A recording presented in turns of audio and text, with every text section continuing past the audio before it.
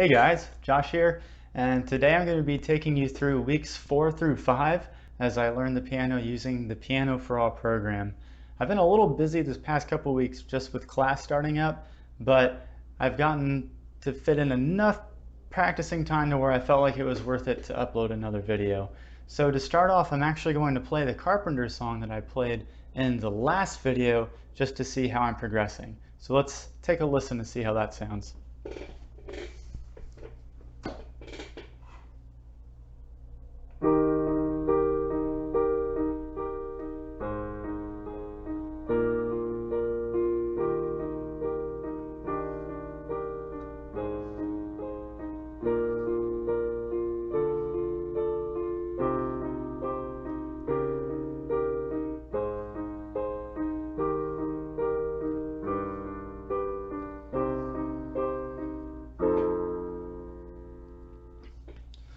So other than that really foul sounding note that was scattered through there, I think it's sounding pretty good. Hopefully you hear some improvement if you've seen the last video.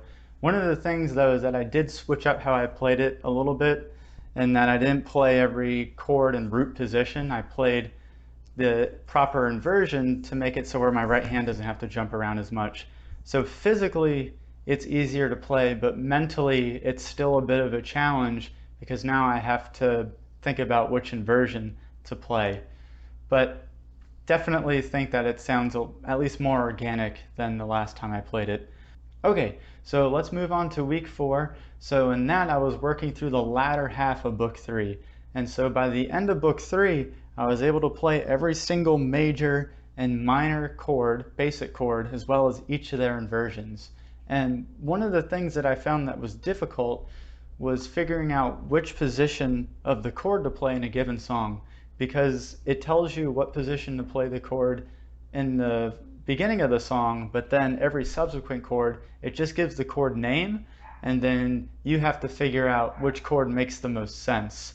So to give an example of that, if I want to play a G chord, I can play it in root position, I can play it in the middle position, or I can play it in a backwards inversion. And I highly doubt those are the formal names for them, but that's how the book teaches them, so that's how I'm going to talk about them now. So if you play G in the backwards inversion here, and then we have to go to a C major, well, again, there's 3 different ways to play C major, so as I'm going through the songs, I have to think about what makes the most sense at the time. So from this position, it makes the most sense to go to C in root position, because if I were to do any other, my hand would be jumping around a bit.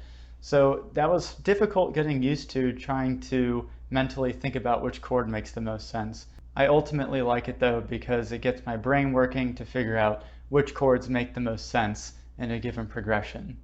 If we move on to week 5, I moved on to book 4, which is even more chords. So now we're doing more advanced chords, so we learn things such as suspended chords, 9th chords, 11th chords, augmented chords, diminished chords. We learn all these chords, and it's just a shotgun of information, but all good stuff. So the diminished chords sound kind of weird, to be honest. They have a lot of tension to them, but in a progression they can have an interesting resolve about them, but I don't use them a lot in my playing yet. But the 9th chords can sound pretty cool, and the 11th chords, so like a C 9th is played like this. The only thing I don't like about this part of the book is that it bunches the 9th chord and the 11th chord into one chord, so that if you see a 9th chord, you would play it the same way you'd play an 11th chord. And I get that's good for beginning, but I hope later on that the distinction is made on how to play each individually.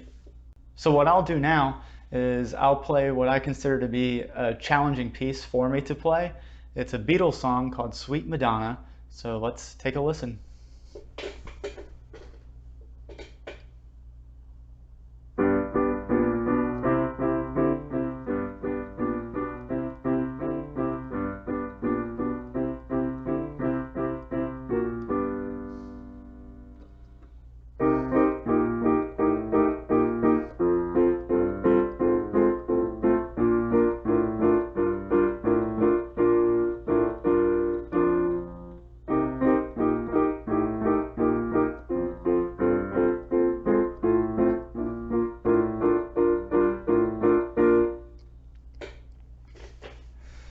So that's a mental struggle.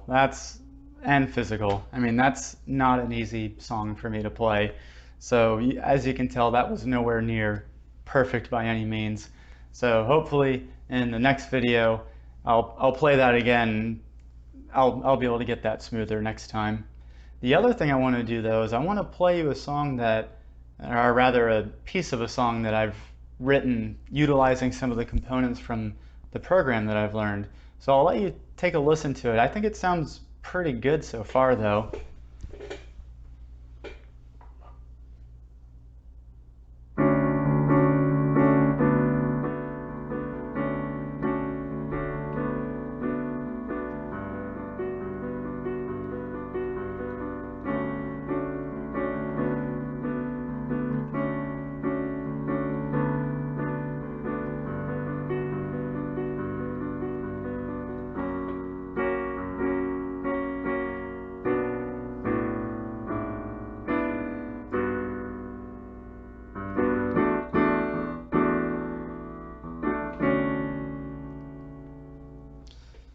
So that's what I have so far. So in the coming weeks, I'll try to develop that further, but I like the direction where it's going. So you can drop a comment, let me know how you like it.